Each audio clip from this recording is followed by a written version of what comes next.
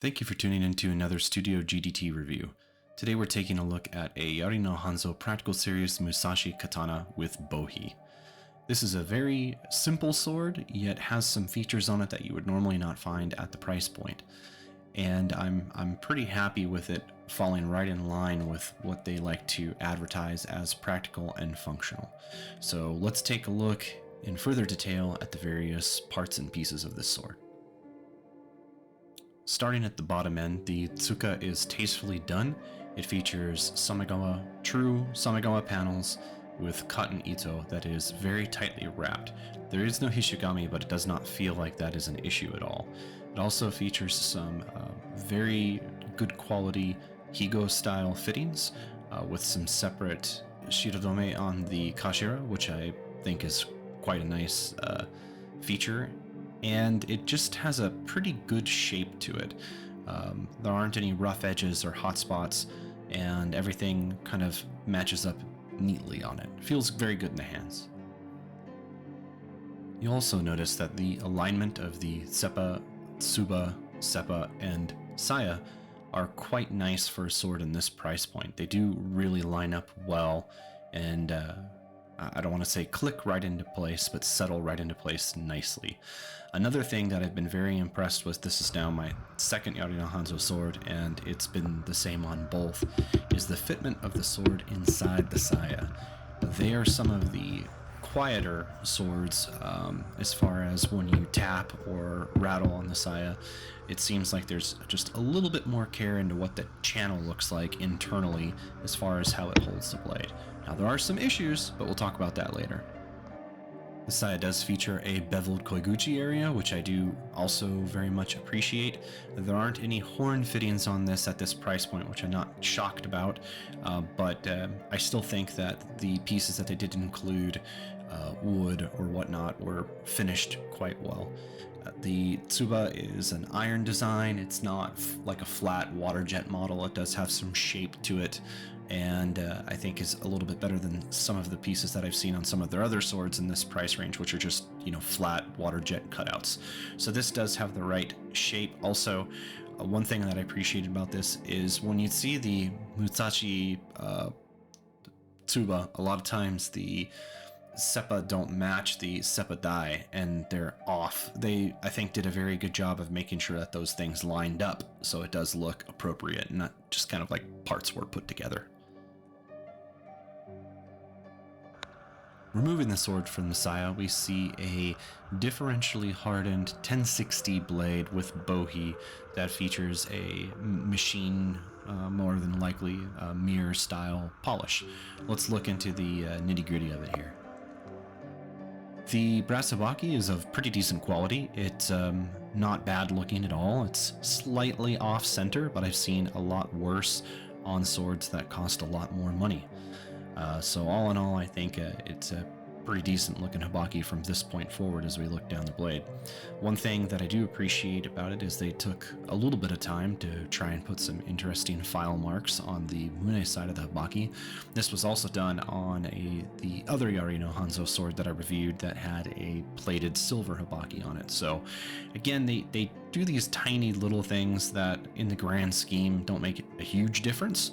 But I think when you're talking about a sword at the price point that they offer some of these at, when you get it and you take a look at that, it's nice, it's helpful, it makes you feel like you've got good value for your money in something like this. It's not the most basic thing that they could possibly put together and find. The sword features a 2.2 centimeter sori with a pretty healthy flat blade flats. With an overall solid shape to it. I didn't notice any odd angles or transitions, which is something, again, that can be pretty common with swords at this price point. So they've got, at least up until this point in looking at the length of the sword, going from the top to bottom, so far they've got a pretty good handle on what they're doing here.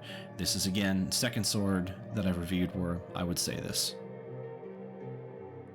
The Practical Musashi does feature a nice Notare style Hamon. that has some fairly decent activity. We would probably see a whole lot more if this was a higher grade polish on it. But again, we're talking about price point. So the mirror polish, the machine style mirror polish is what we're going to get. I'm sure it obscures a decent amount of activity in it here. In fact, it was somewhat difficult to photograph in this bright light and bright sun. But I do think it's a good looking sword, and I think has some features that a lot of swords in this price point don't have. I know I keep saying that, but that's what I keep coming back to when I talk about this. So it does have a nice quality differentially hardened Hamon on it, or I should say the Hamon isn't differentially hardened, the sword is, something that you'd be able to look off and show. Now, the one area where I've now noticed that they need a little bit of work now on two swords is the Kisaki. The Kisaki is just not quite the right shape. I had the issue on my other sword, it was the same. I took a look at some of the photos on other swords on their website, it's the same, so it's probably how they design them or manufacture them, but the shape of the fukura and the position of the yokote, they just don't quite match, so you have this kind of very bloated looking Kisaki that just doesn't quite look right. So that's, you know, my one critique on the sword as far as the blade itself is if they could get that Kisaki shape a little bit more traditionally, then I think it would go a long way. I think this is an incredible beginner's sword, either for backyard cutting, for EI, for Kenjutsu. I think it has a lot of good stuff going for it. The one thing that I will go back to, and I mentioned that I would, that was both kind of a positive and a negative, is the saya. They apparently use some sort of wax in there internally. I don't know if that's to help in transit of these swords to prevent rust or whatnot, but there's a white wax that's inside these saya. And normally if it's just sitting on your kake, it's not really a big deal. You can take the sword out, you can put it back in, you don't notice anything. But if you actually wear the sword and you use it, it seems to heat that wax up a little bit, and then it comes out on your sword blade, and you pull your sword out and you're, what's this stuff all over my blade? It comes off easy enough and doesn't cause any issues, but it's just a little bit more of annoyance than, you know, maybe the good that it does.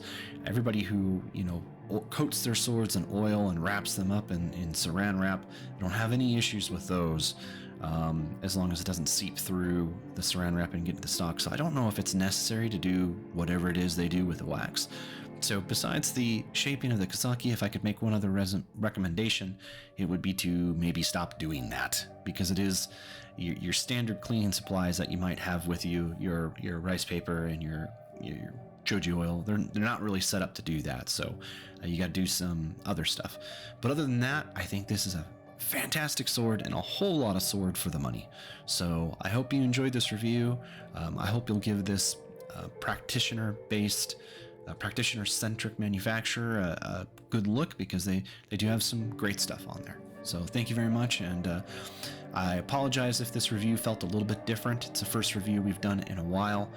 We lost a lot of our equipment and a lot of our files, so we had to work with what we had left. But we will get back on to the regular and bring you good stuff here soon. Thank you.